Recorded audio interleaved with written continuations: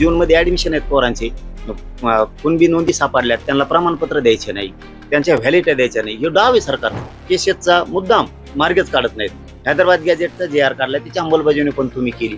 तुमचं म्हणणं आहे सरकारचं आम्ही 308 काहीतरी प्रमाणपत्र पण दिलेत. मराठी तुटून पडणार, कारण आपल्या लेकराचं हित प्रत्येक मराठ्यांना कळतं. कशी आणायची म्हणजे का फाशी घ्यायची शेतकऱ्यांनी? ह्या टायमाला तुम्ही आता म्हणणार डिझेल संपलं, शेतकऱ्यांनी कसं शहरात जायचं यायचं? परवा म्हणजे 16 तारखेपासून मनोज जरांगे पाटील आंतरवालीमध्ये एक बैठक घेणार आहे. त्या बैठकीमध्ये समाज बांधवांसोबत चर्चा करून पुढची काही दिशा ठरवण्यात येणार आहे आणि त्यानंतर घेतलेल्या पत्रकार परिषदेमध्ये सगळी माहिती देणार आहे. पण त्या अगोदर आपण आंतरवालीमध्ये आलेलो आहेत आणि मनोज जरांगे पाटील आपल्यासोबत आहेत. नेमकी काय ती दिशा ठरवणार आहेत, समाज बांधवांशी काय त्यांची चर्चा होणार आहे, याबद्दल आपण त्यांना विचारू. दादा, काय सांगणार नेमकं काय plan आहे? 16 तारखेला आंतरवालीत येणाऱ्या बांधवांशी सगळ्यांशी चर्चा होणार आहे. चर्चा करून आम्ही ठरवणार आहेत की पुढची आंदोलनाची दिशा काय. परंतु काय असतं बघा, ज्या दिवशी आपल्याला वाटतं की आपल्या समाजाच्या लेकरांना मुद्दाम संकट सरकारकडून उभा केलं जातं, त्यावेळेस आपण संघर्षाच्या पवित्र्यात यायला लागतं, मैदानात उतरावं लागतं. तेव्हा आपल्या गोरगरिबांच्या लेकरांचं कल्याण होतं. सरकारला वाटतं मराठींचे पोरं सुखी समाधानी होऊ नये, त्यांनी आनंदी राहू नये, ते नोकऱ्याला लागू नये, त्यांना उच्च शिक्षण मिळू नये. त्यावेळेस आपल्याला मैदानात उतरावं लागतं आणि संघर्ष करून आपल्या समाजाच्या पदरात टाकावं लागतं. आम्ही टप्प्याटप्प्यात थोडं थोडं करून का होईना समाजाच्या पदरात खूप आरक्षण टाकलं. खूप जळणारे लोक आहेत. आम्ही खूप डोळ्यात खुपतो, लय सलतो आम्ही डोळ्यात. मराठ्यांचे गरिबाचे पोरं कुणी अधिकारी होऊ नये, कुणी शिक्षणात जाऊ नये, त्यांना आरक्षण मिळू नये म्हणून खूप खूप खुपतोच आम्ही. खूप जळणारे लोक आहेत. त्यातून सुद्धा मार्ग काढलाय आपण. त्या संकटातून मार्ग काढून समाजाला थोडं करून खूप आरक्षण पदरात टाकलंय. आता राहिलेलं पण टाकायचं. आता सरकारचा डाव असू शकतो की जूनमध्ये ऍडमिशन आहेत पोरांचे, कुणबी नोंदी सापडल्यात त्यांना प्रमाणपत्र द्यायचे नाही, त्यांच्या व्हॅलिडिटी द्यायच्या नाही. हे डाव आहे सरकारचं. मग ही डाव त्यांना यशस्वी होऊ द्यायचा नाही, कारण लाखो पोरं आता ऍडमिशन घेणार आहेत. मग त्याच्यामध्ये नोंदी सापडल्यात, प्रमाणपत्र का देत नाहीत तुम्ही, व्हॅलिडिटी का देत नाहीत पोरांच्या? हे सरकारची जबाबदारी. आणि मग ती त्यांना पार पडायसाठी आपल्याला रस्त्यावरती उतरावं लागतं, एकजूट दाखवावं लागते, संघर्ष करावं लागतं. आणि एकजुटीच्या बद्दल शंका तर नाहीच. मराठी हे ताकदीनं कुंकड पण येते, फुल ताकदीनं. आणि त्यांना विश्वास आहे की थोडं करून का होईना या समाजाला मिळून देतोय. हे पोरग लढतंय, मिळून देतोय, म्हणून समाजही घरी झोपत नाही, ऊन ताण काय बघत नाही. आता बलिदान गेलेल्या कुटुंबाचा विषय, नोकऱ्याचा, निधीचा मुद्दाम मागं ठेवला. केसेसचा मुद्दाम मार्गच काढत नाहीत. हैदराबाद गॅजेटचा जे आर काढला त्याची अंमलबजावणी पण तुम्ही केली. तुमचं म्हणणं आहे सरकारचं आम्ही 308 काहीतरी प्रमाणपत्र पण दिलेत. का देत नाहीत राहिलेले? जर आता देवेंद्र फडणवीस साहेबांनी यांनी जर ठरवलेच, शिंदे साहेब असतील, राष्ट्रवादी असेल, की मराठा समाजाला, गोरगरीब समाज आहे मराठवाड्यातला, याला आरक्षण द्यायचं, पूर्ण मराठा समाजाला आरक्षण, मग का प्रमाणपत्र द्यायचं नाही? देऊन टाकायचे स्पीडनं. शिंदे समितीला मुदतवाढ देऊन टाकायची वर्षाची. का देत नाहीत तुम्ही? सातारा संस्थांचा गॅजेटरचा जी आर का मागं ठेवला?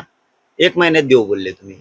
मग ह्या ज्या गोष्टी त्यांनी जाणून बुजून, कोल्हापूर संस्थान आहे, अंश संस्थांचं आहे, या जाणून बुजून मागं ठेवल्यात. याचा अर्थ असा दिसतोय की मराठा समाजाचे लेकरं संकटात, अडीअडचणीत आणायचे. आम्ही कसं काय येऊन देऊत मराठी? आम्ही झोपत असतो होय?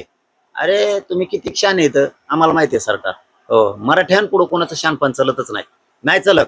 तुम्ही किती शान आहे? तुम्ही आता आमचं भविष्य अडचणीत आणणार, म्हणजे आमच्या पोरांच्या व्हॅलिडिटी रोखून धरणार. तुम्ही आमचे प्रमाणपत्र देणार नाहीत, गॅजेटेरनुसार प्रमाणपत्र देणार नाहीत. तुम्ही किती शान आहे तर बाबा, तुम्ही किती डाव टाकणार आहेत? मराठ्यांपुढे शानपण चलत नसतं. आमच्या डाव लक्षात आला, कारण आता ऍडमिशन आहे जूनमध्ये, व्हॅलिडिटी प्रमाणपत्र निघले पाहिजेत. आम्ही लगेच आंदोलनाची हाक दिली. मराठी तुटून पडणार, कारण आपल्या लेकराचं हित प्रत्येक मराठ्यांना कळतं आणि तेवढा विश्वास मराठा समाजाला आहे. म्हणून आम्ही टप्प्याटप्प्यात थोडं करून का होईना मराठा समाजाला खूप आरक्षण मिळवून दिलं, राहिलेलं पण मिळवायचं. फक्त मराठा समाजाला एवढं सांगणं की वेळोवेळी एकत्र यावंच लागतं, त्याशिवाय आपले लेकरं समाधानी सुखी होत नाहीत. हे सगळ्यांनी लक्षात ठेवायचं, कारण सरकार आणि विरोधी असणारे यांना कधीच वाटत नाही की आपल्या लेकरा बाळाचं कल्याण व्हावं. त्यामुळं हे खेचून आणावं लागतं. संकटातून सुख खेचून जर आणायचं म्हणलं तर आपल्याला आधी संकटात घुसावं लागतं, मैदानात उतरावं लागतं, संघर्ष करून आंदोलनं करावं लागतात, आंदोलन करावं लागतं. त्यावेळेस समाजाला मिळतं. आंतरवालीत खूप मोठं आंदोलन होणार आहे. की तुम्ही एकटे आंदोलनासाठी बसायचे, लोक तुम्हाला आग्रह करायचे की आम्ही पण आंदोलनात बसतो, पण तुम्ही त्यांना बसू द्यायचे नाही. हा सगळा त्रास तुम्ही सहन करायचे. यावेळेस समाज जर पुढे आला की आम्ही पण तुमच्यासोबत जातो, तर यावेळेसची परिस्थिती कशी असेल? कारण नेमकी सरकारने आता गॅस, इंधन तुटवडा यासाठी थोडेसे निर्बंध घातलेले आहेत. लोकांना कमीत कमी डिझेल वाचवण्याचा निर्णय दिला आहे. मग कसं असेल याचं नियोजन? नाही शक्यतो मी तर समाजाच्या बांधवांना आंदोलन करूच देणार नाही. ते नुसते अंतरवालीत येऊन बसले तरी ती ताकदच भयानक आहे. मराठा ताकद ही लय मोठी ताकद, ही सोपी ताकद नाही. हिला कुणीच भेदू शकत नाही, इतकी मोठी ताकद आहे. कारण चांगल्या चांगल्याची जिरलेली, चांगल्या चांगल्याची मराठ्यांच्या ताकदीबरोबर ताकद लावायला एवढी सोपी गोष्ट नाही. मराठ्यात इतकी ताकद आहे, भयानक ताकद. आणि उभ्या देशानं बघितलेली, घरी झोपत नसते आणि जून मध्ये ऍडमिशन आहेत. म्हणजे तुम्ही लाखो करोडो पोरांचे वाटोळं करणार आणि आम्ही घरात झोपणार. आम्ही वेळ योग्य साथ देतो फक्त. म्हणजे हे सत्य सांगतो मी तुम्हाला. त्याचं कारण असं की योग्य वेळ साधता आली पाहिजे आणि ही योग्य वेळ आहे, कारण ऍडमिशनचे दिवस येतात. आणि अशा टायमाला आम्ही आंदोलन खूप मोठं करणार आहे. आणि मग या आंदोलनातून समाजाच्या लेकराचं पुन्हा सुखात समाधानाचे दिवस येतील, त्यांचं कल्याण होतं. ऍडमिशन मध्ये म्हणजे शिक्षणात, नोकऱ्यात, हैदराबाद गॅझेटियरचे प्रमाणपत्र द्यायला लावणे, शिंदे समितीच्या मुदतवाढीचा विषय, केसेसचा विषय, बलिदान गेलेल्या कुटुंबांचा विषय येतं, सारथीचे येतं, महामंडळाचे विषय. नुसती मजा झिंडत येते. निवडून यायला फक्त यांना मजा लागते, मराठ्याचं मत लागतं आणि नंतर मजा झिंडायचं. 6 तारखेला बघा, आता तारखेची घोषणा झाल्यावर मराठे बघा कसे तुटून अंतरवालीकडे येतात. फक्त आता मराठी वाट बघतेत तारखेची किती आहे तारीख आंदोलनाची. आणि शक्यतो मी मराठा समाजाला सार्वजनिक आंदोलन म्हणजे उपोषण किंवा असं करू देणार नाहीये. मी झिजायला तयार आहे. झिजायला तयार आहे. त्यांनी शेतीतले कामं बघून आंदोलनाकडे बी लक्ष दिलं तरी खूप झालं. सातारा संस्थांचं गॅजेटचं फाईट होणार आहे यावेळेस. सरकारनं खरंच हे आंदोलन होऊ देऊ नये, आमच्या मागण्या मान्य कराव्या. आम्ही त्यांच्या आव्हानाशी सहमत आहेत. मग पण नाही दिलं तर सरकारला सुट्टी नाही, खूप मोठं आंदोलन होणार. तुम्ही नुसतं बघा आता मराठी कशी उसळते. दादा, पंतप्रधानांनी इंधन बचतीचा एक आवाहन केलेलं आहे. जर समजा हे आंदोलन चालू झालं, आपल्याला जर मुंबईला जायची वेळ आली तर म्हणजे कसं बघता आपण हे फोन आव्हान? देतो आमचं वाटोळं आम्ही, तुमच्या इंधनासाठी, तुमच्या आमक्यासाठी, तमक्यासाठी. आणि ते मोदी साहेब तर म्हणले होते लय मोठं आहे, आपल्या गटीपाड भरून ठेवलेले लय मोठे. तेव्हाच सांगायचं ना की कमी आहे म्हणून. मोदी साहेबांवरती देशातल्या जनतेनं गोरगरिबांनी विश्वास टाकलाय की नाही? त्यांनी गोरगरिबांना खरं बोलावं. लोकांना अपेक्षा आहे मोदी साहेब खोटं नाही बोलणार आपल्याला. त्यावेळेस आई म्हणले ना, आता नाही म्हणतात. म्हणजे आता आमचं वाटोळं करायचं. ठीक आहे, आम्ही नाही करत आंदोलन. देऊन टाका आमच्या जे जे ठरलेल्या मागण्यात, देऊन टाका गोरगरिबांना आरक्षण सगळं.